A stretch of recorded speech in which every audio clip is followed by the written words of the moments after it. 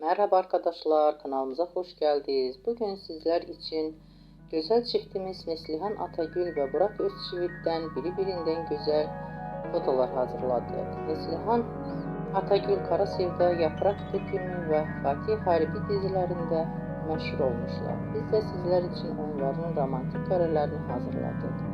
Bu videoların devamlı gelmesini istiyorsanız kanalımıza abone olup yorum yazmayı unutmayın.